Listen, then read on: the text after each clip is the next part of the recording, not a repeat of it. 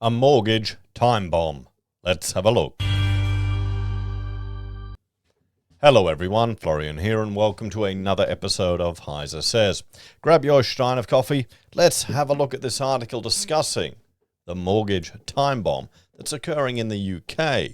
So, scale of the mortgage time bomb revealed as mortgage holders paid rates of just 2.82% in May.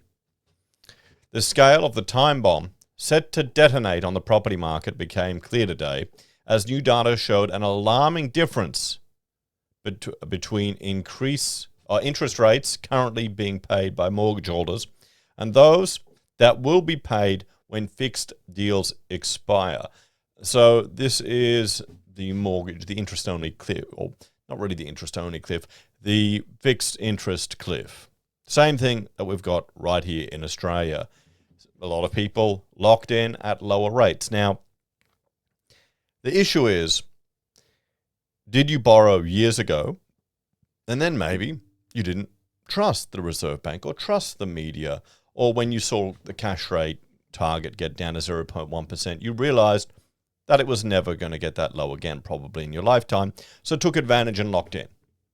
So when you come off it, your mortgage is probably going to return to repayments that you've paid previously with significantly less on your mortgage because you've been paying it down for years at a lower rate.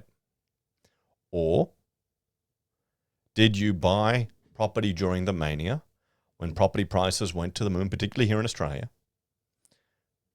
went right to the limit, maybe fudged a little bit with your mortgage broker? Thought, okay, it'll be okay. Once we get in, use your super, sell your things. Once we get in, we'll pay it down because rates aren't going to go up until 2024. That's what they said here in Australia. Is it that different there? So you've got two sides to the coin. You've got the people that have had mortgages for a while and they probably will be fine once they come off these low rates because they were taking advantage of it. Then you've got the people who needed those low rates just to get into the market, who may be in trouble. Statistics from the Bank of England show the average rate on outstanding mortgages grew to 2.82% in May, but that was still nowhere near the typical rates for a new deal. Latest data from the financial analysts Moneyfacts showed the average rate on a 2-year fixed loan rising from 6.3% to 6.37%. The average rate on a 5-year deal was up from 5.91 to 5.94. With more than 100,000 fixed-rate loans in London due to expire by the end of the year, homeowners will have no choice but to pay more in interest. Mortgage costs have risen dramatically over recent weeks to levels not seen since the disastrous mini-budget last April, following disappointing inflation figures. Today, Nationwide raised all its fixed interest rates up to 35 points. It follows similar moves yesterday by the biggest mortgage lender Halifax and other major players such as TSB, HSBC and First Direct yesterday. Ollie Sherlock, Director of Insurance at Good Lord, said, "We've now seen 6 consecutive months of price rises and we predict this to continue throughout the summer. The fairly sizable drop in void periods during June also reflects this intensification of demand as tenants snap up properties as soon as they come onto the market. We'll likely see prices and demand peaking as we hit the start of the academic year. And whilst things normally begin to cool down over autumn and winter, if supply issues continue, we could see this pressure on rent stock continue affecting all industry stakeholders."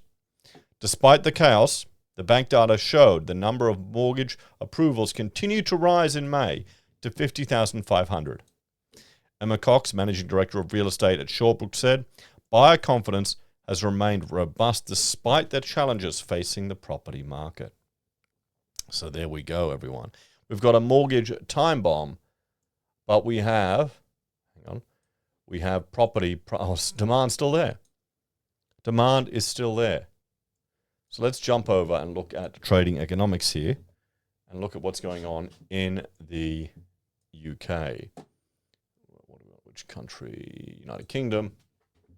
Let's have a look at their, well, we'll look at their inflation rate, their unemployment rate, and, well, their interest rate at the moment. So you can see their interest rate is, what are we at now? 5%. They've increased 50 basis points to 5%. Let's have a look at the max data here. So again, crashed at the GFC and has pretty much stayed flat or barely moved since then. You know, little tweaking now. You know, they brought it up and down, but boom, all of a sudden they're at 5%. Look at that increase. Look at this chart, how far we need to go back when we see this delta change. Right there in the 90s. What was this? In the 70s. Oh, there's a whole generation that's only going to know this. There's a whole group of people that will only know this period. Boy, I hope... Damn. So, we have a look here. This is the unemployment rate in the United Kingdom was at 3.8% in February to April, up 0.1%. Let's have a look at the max chart again. Yeah, unemployment's still very low. Spiked up during the pandemic period, but came back down, and you're not moving that much. The inflation rate, how are they going? So, yeah, oh boy. So this is the highest inflation they've had recently in a long time, in a very long time, and it's starting to trend down. And what other indicators do we have here? So, yes, consumer confidence. Let's check that one out. It's been negative for how long? So, yeah, oh boy. 2016. Confidence has just been... What's going on in the UK? I watch a lot of YouTubers from there. You got no confidence, guys. I'm sure Brexit will fix everything, didn't it? Didn't quite. Anyway, let me know your thoughts and opinions on this one. What do you think? Do you think the UK is going to have a bit of an issue with a whole bunch of people that are just going to be hit with higher repayments? Or will it be the same story as here, that the majority will be okay? Looks like there's still hot demand there. There's still hot demand. Anyway, guys, thanks for watching. Check out HeiseBim or Heise Does for other content I create. And if you're a fan and want to support the channel, you can on YouTube or Patreon. You can use our referral links via Pocket Squares or call us if you need an architect. Take care. Have a great day. And I'll see you all in the next episode of HeiseSays. Bye for now.